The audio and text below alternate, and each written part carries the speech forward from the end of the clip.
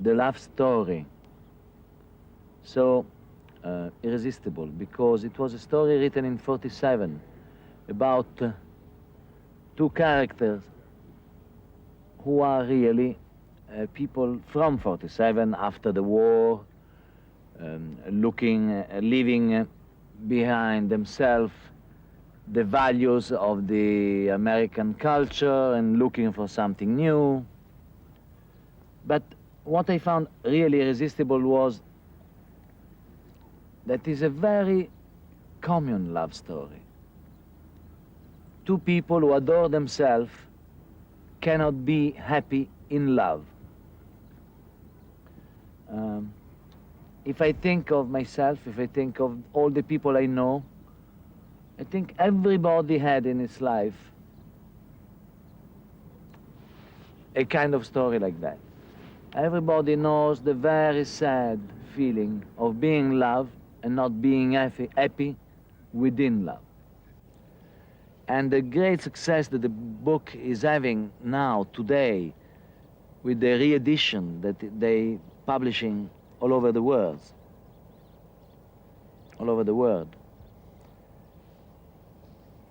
it's the proof that the book was too early when it opened.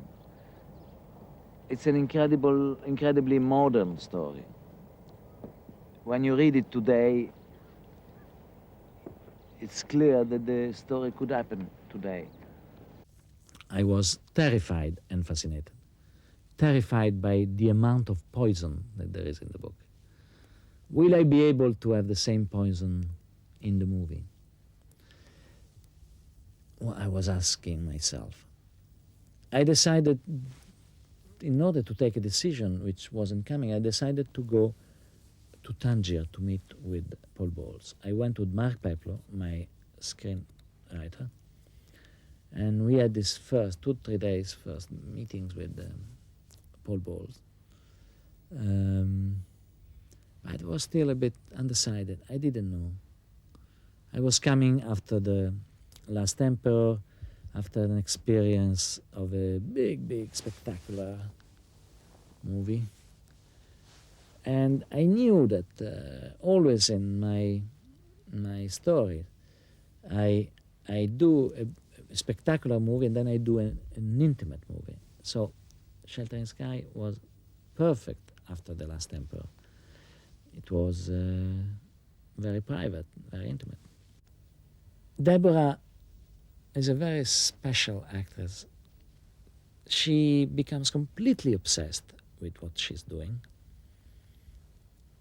So she can be suffering so much about what she's doing. And she never stops thinking of her character. She works on the set, but she works also at home.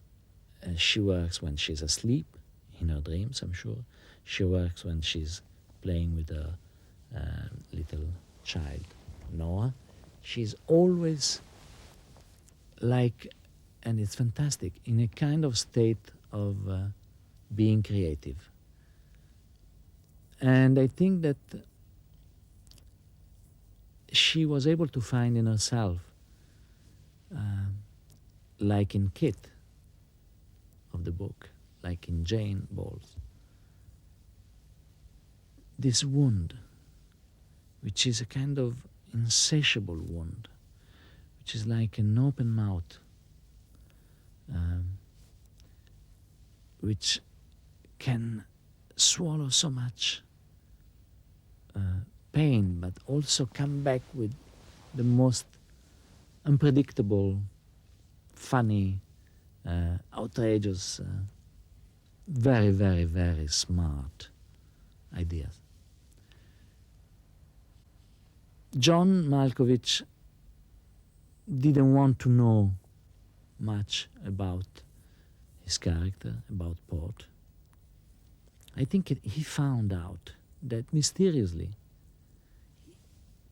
some strange region of her mind or soul, he was very close to Port. So what he has done is try to cultivate this idea that he wasn't playing port. Simply, he was port. I remember that in the scene we shot near Zagora in southern Morocco, in a rocky mountain in front of an incredible valley, is the only love scene we see between the two characters. And it was so painful for them that at the end of the day, the two actors were completely devastated. They had done a total identification with Port and Kid. And I must say in secret that they were both crying. So I went home and I called my wife and said, so painful being here shooting about a couple which is divided by this invisible glass wall. And 2 days later, I receive a fax, because in the desert there's some fax machine, of my wife saying, why are you talking about a couple divided by an invisible wall? The Berlin Wall has gone down.